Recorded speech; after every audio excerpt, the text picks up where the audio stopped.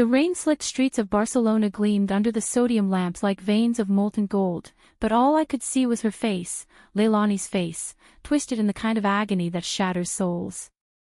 "You lied to me," she whispered, her voice a razor slicing through the downpour, each word landing like a betrayal I never meant to deliver. In that instant, as thunder cracked the sky open, I knew the undercover charade I'd woven so carefully had unraveled, leaving us both exposed, raw, and irreversibly changed. I never thought I'd end up here, playing pretend in a city that pulsed with secrets older than my regrets. My name is Kendall Harper, 28 years old, a features writer for a scrappy New York investigative mag called The Pulse. I'd clawed my way up from coffee runs to bylines that toppled small-time crooks, but this assignment. It was my big break, or so I told myself when I boarded that red-eye from JFK to El Prat. The editor's pitch had been simple: infiltrate the inner circle of Leilani Ruiz, the golden girl of Barcelona's elite. Her family's shipping empire is rotting from the inside, smuggling routes masked as luxury yachts, bribes funneled through art galleries. Pose as her girlfriend, get close, get the dirt. It sounded like a thriller script, the kind where the hero wins without losing her heart. But hearts don't read contracts. Leilani Ruiz was 26, the kind of woman who made tabloids swoon without trying. Heiress to Ruiz Maritime, she split her time between boardrooms and bohemian haunts, her Instagram a curated fever dream of sun-drenched sails and whispered poetry readings. She was out, unapologetically queer, dating models and activists with the ease of someone who'd never known rejection. I envied that freedom even as I plotted to exploit it. My cover, Kendall Kenzie Ellis, freelance photographer from Brooklyn, fresh off a breakup, crashing at a friend's flat in the Gothic Quarter. We'd meet cute at a queer art exhibit in Elborn, me spilling sangria on her vintage blouse, her laughing it off with that dimpled smile that could disarm a diplomat.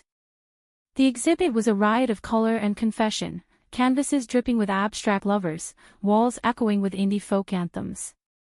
I spotted her immediately, Leilani, in a silk slip dress the color of aged cognac, her wavy chestnut hair catching the gallery lights like a halo. She was deep in conversation with a sculptor, her laugh a melody that tugged at something dormant in me.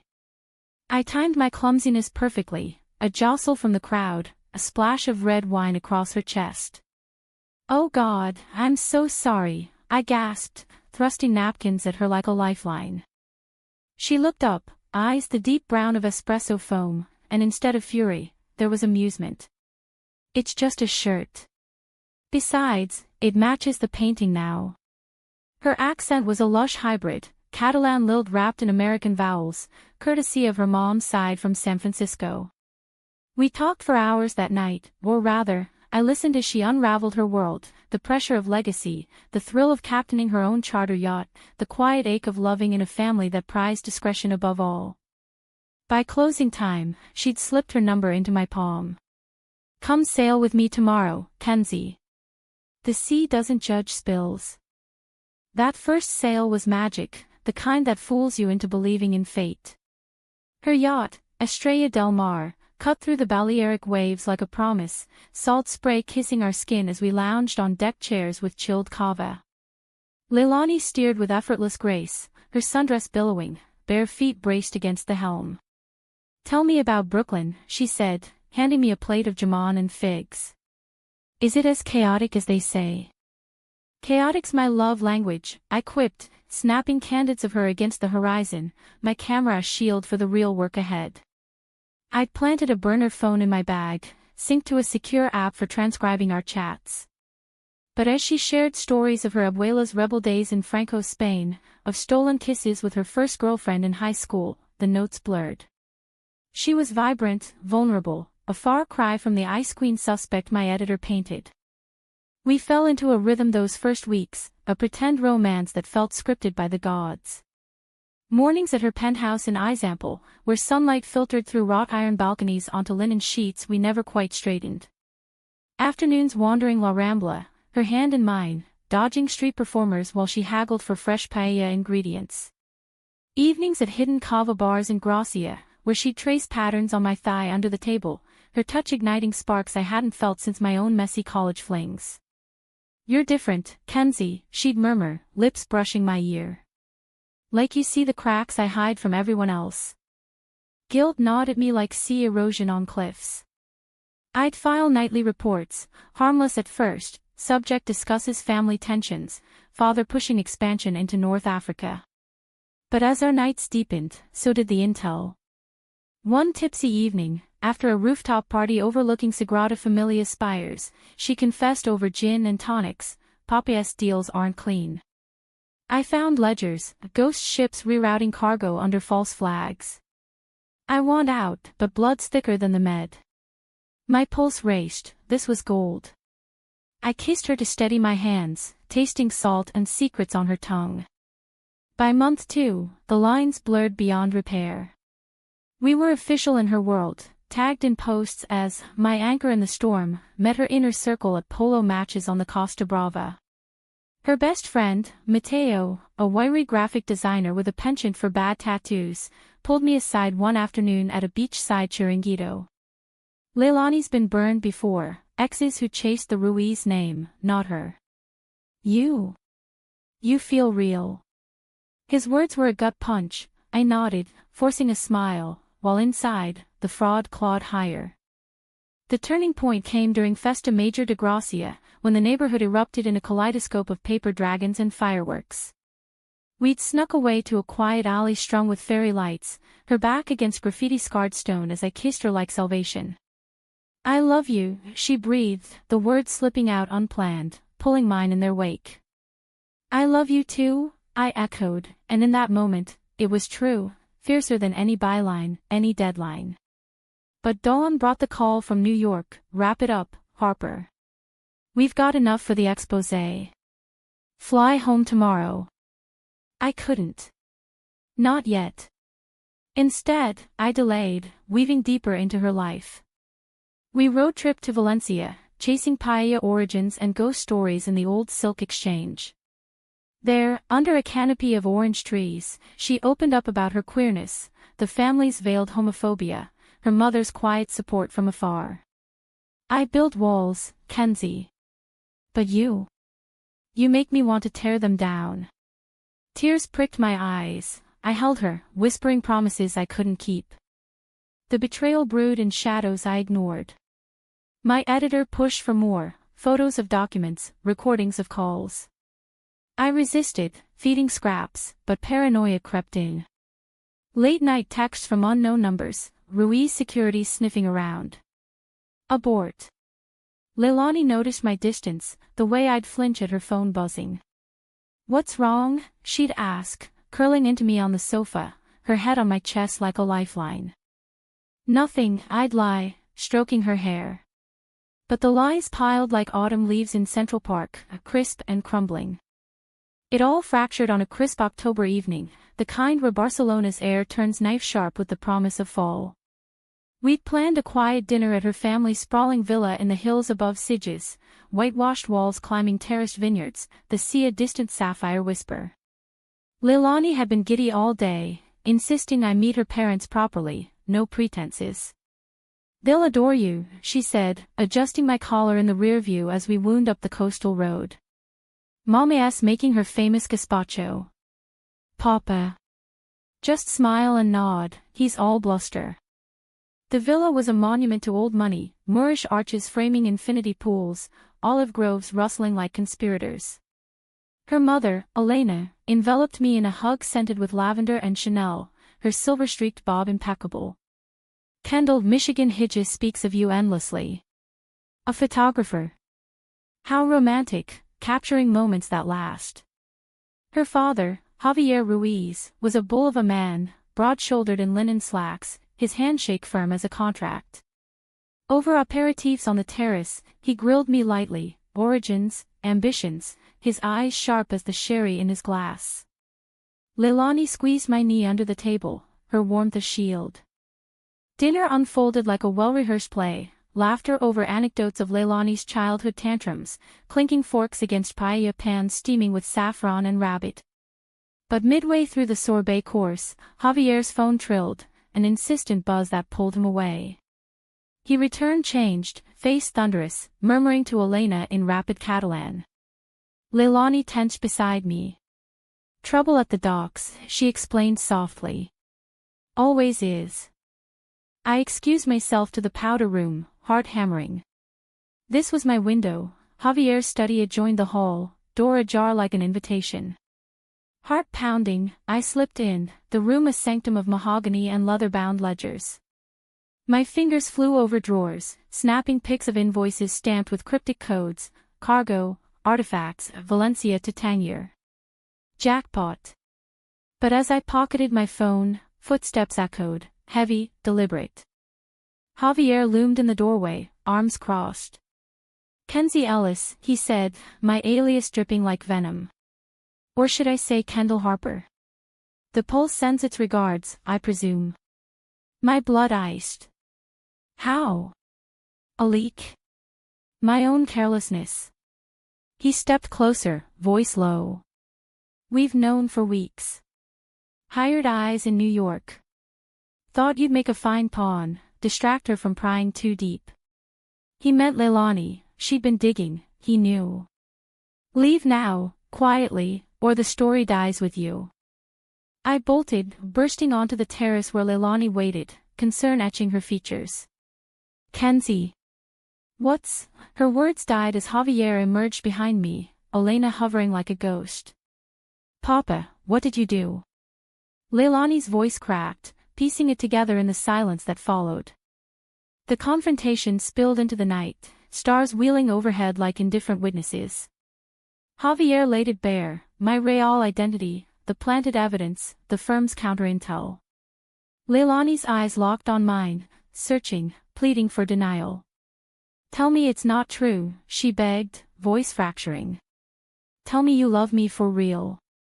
Tears burned my throat. I do. God, Leilani, I do, more than the story, more than anything. But the photos on my phone, the transcripts in my cloud, irrefutable. She recoiled, hand flying to her mouth. You used me. Our nights, our promises. All for a headline. Javier watched impassive, Elena murmuring pleas for calm. She fled to the garden, sobs echoing off cypress trees. I followed, the gravel crunching like accusations underfoot. Leilani, wait, please. It started as a job, but you became everything. She whirled, rain from an upstart shower mingling with her tears. Everything. Or just the key to their vault. I trusted you, Kendall. In a world that chews up trust like chum. Her words eviscerated me, each one a mirror to my own duplicity. We argued until the storm broke proper, lightning forking the sky as thunder rattled the villa's bones. She hurled my lies back at me, the feigned vulnerability, the selective silences. Was the I love you scripted too? She cried, pounding my chest with futile fists. I caught her wrists gently, pulling her close despite the fury. No. That was the first real thing I said. The rest. I fell into it, into us, and I couldn't stop. For a heartbeat, she softened, forehead against mine, breaths mingling in the deluge. Then she shoved away. But you didn't try. Javier interrupted, phone in hand. The car's waiting, Miss Harper. Your flight's at dawn. Defeat hollowed me. Leilani vanished inside, door slamming like finality. I left with Elena's pitying gaze, the road to Barcelona a blur of taillights and regret. Back in my rented flat, I drafted the exposé, raw, unsparing, Ruiz Maritime's underbelly exposed, Leilani's quiet rebellion woven in as a thread of hope. But hitting send. It tasted like ash. Instead, I called my editor at 3 a.m. his time. Kill it, I said. I'm out. He sputtered, career suicide, blacklisting, but I hung up, the line dead as my resolve. Days blurred into a haze of solitary walks along the Passeig de Gracia, gaudy whimsy mocking my straight lines. Leilani's silence was a void, no texts, no sightings in our old haunts. Mateo reached out once, terse, she's wrecked, Kendall. Give her space, or better, go. but leaving felt like amputation. I lingered, volunteering at a queer youth center in Pobl SEC, teaching kids to frame their stories through lenses, not lies. It was penance, small and searing. 2 weeks in, fate, or masochism, drew me to Parc de la Ciutadella on All Saints' Day. The air hummed with marigold scents and candlelit vigils for the departed. There she was, on a bench by the Cascade Fountain, sketching in a worn moleskine, Leilani, bundled in a wool coat, hair tamed in a loose braid. My chest seized, I turned to flee, but her voice stopped me. Kendall. She looked hollowed, shadows under her eyes like bruises. I saw your byline drop. The Pulse ran a fluff piece on Catalan wine instead. A ghost of a smile. You buried it. For you, I whispered, sinking beside her. The space between us crackled, fraught with unsaid fractures. Not just for you, for us, what we could be if I earned it. She closed her sketchbook, revealing a half-finished portrait, us, entwined on Estrella, faces alight with unspoken joy.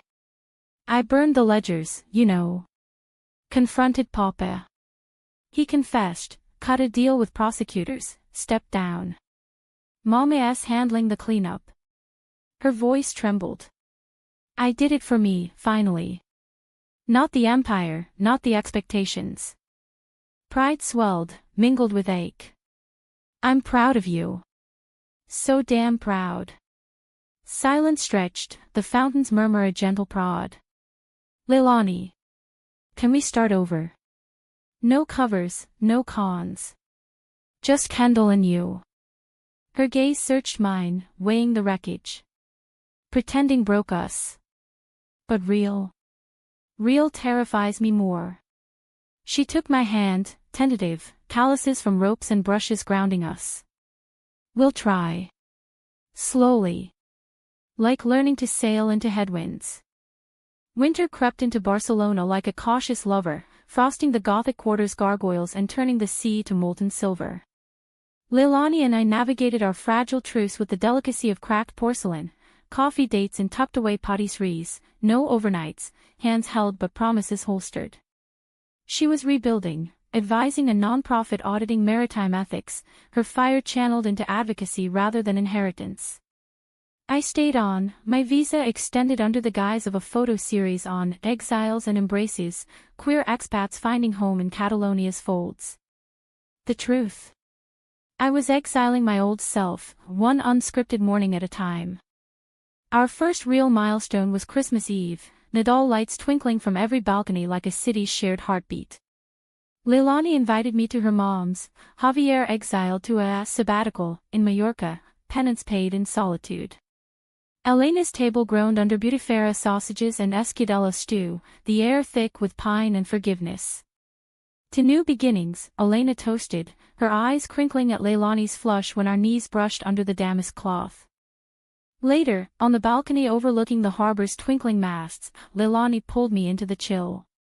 Remember our first sail? She murmured, breath fogging the air. I thought you were a whirlwind, sweeping in, appending everything. Her fingers traced my jaw, tentative as frost. Turns out, you were the anchor I didn't know I needed. I kissed her then, slow and sure, tasting Turin sweetness and second chances. No cameras, no ulterior motives, just us, unraveling under the stars. That night, she led me to her old room, posters of Frida Kahlo and Audre Lorde peeling at the edges. We made love like rediscovery, gentle explorations, whispers of a mine and, stay, bodies mapping forgiveness in the glow of a bedside lamp. Spring bloomed defiant, azure perfume saturating the air as we coaxed Estrella back to life. Leilani at the helm, me coiling lines, we charted courses to hidden coves along the Costa Dorada, turquoise inlets where we'd anchor and talk for hours. She shared the scars, the acts who'd leaked her coming out to the press for clicks, the family dinners laced with coded warnings. I armored up, she admitted one golden afternoon, snorkel dangling from her neck. But you slipped through the chinks. And you through mine, I confessed, floating beside her in the shallows. My own ghost surfaced then, growing up in a Rust Belt Ohio town where different meant whispers and wedgies, my first crush on a softball captain ending in a slammed locker. Journalism had been my armor too, chasing truths to outrun my own. It's the story I never knew to write. But shadows lingered, trust, like barnacles, clung stubborn. A late-night call from my old editor shattered a rare quiet evening, him slurring offers of redemption, a tell-all on my Barcelona folly. Come back, kid. We can spin it, heroine redeemed. I deleted the voicemail before Leilani stirred, but doubt seeded. What if the pull of the old life proved stronger? What if I broke her again? The crisis crested in May, during Festa de Sant Ponc, when the streets of El Raval erupted in honeyed chaos, market stalls hawking carciniolis and elixirs, brass bands marching to defying rhythms. We'd wandered hand in hand, sampling moniatos, when my phone buzzed, an anonymous email, time-stamped from New York. Attached, drafts of the buried exposé, laced with fresh venom, Leilani painted as complicit, me as the jilted lover turned whistleblower. Sender. A disgruntled pulse alum, Javier's tendrils reaching across oceans. Panic-clawed, I bolted to a shadowed cafe, fingers flying over keys to trace the IP, bouncing through proxies, but the intent clear, sabotage our fragile peace. Leilani found me there, face ashen, screen glowing accusatory. What's this? She demanded, voice steel over hurt. I spilled it all. The leak, the threats, my buried fears. They're trying to drag us back into the muck. But I won't let them. Not you, not us. Tears welled, she knelt before me, hands framing my face. Then fight with me, Kendall. Not against shadows, for real. We did. Together. I forwarded the email to her nonprofit's lawyers, she looped in Elena's contacts in Madrid. By week's end, the sender was unmasked, a bitter ex-colleague, and sued into silence. Victory tasted bittersweet, forged in vulnerability. That night, atop Montjuic under a canopy of fireflies, Leilani proposed, not rings, but words. Be my partner, Kendall Harper. In sails and storms, truths and tenderlease. No more pretending. Yes, I breathed, sealing it with a kiss that tasted of honey and home. Summer unfurled like a well-tended sail, our lives intertwining as naturally as vines on a trellis. I sold my Brooklyn sublet, committing to Barcelona's rhythm, freelancing for local mags, exhibiting my Exiles series in a Gracia gallery that Leilani curated. Her advocacy flourished, Ruiz Maritime rebranded under ethical sails, her at the helm. We hosted barbecues on Estrella, Mateo grilling sardines while queer friends swapped stories of survival and spark. Yet the human thread wove deepest in quiet moments, nursing her through a flu with tortilla española and bad rom-coms, her surprising me at a photo shoot in the Pyrenees with thermoses of horchata and a tent for stargazing. We argued too, of course, over my lingering workaholism, her family's meddling echoes, but makeup was an art we'd mastered, apologies laced with laughter and lingering touches. One August dawn, as the sun crested Montserrat's peaks, painting the sea in rose and gold, Leilani stirred beside me on deck. Think we'll make it? She murmured, head on my shoulder. I laced our fingers, watching goals we'll like freedoms claimed. We already have. From undercover to uncovered, that's the real story. And in the end, it was a tapestry of betrayal mended with mercy, drama distilled into devotion. Barcelona, with its labyrinthine alleys and boundless blues, had schooled us in the radical act of loving wholly, humanly. We weren't flawless, scars faded but never vanished, but we were whole. Girlfriends, partners, anchors in each other's wild seas. Emotions ran wild, yes, but now they ran free.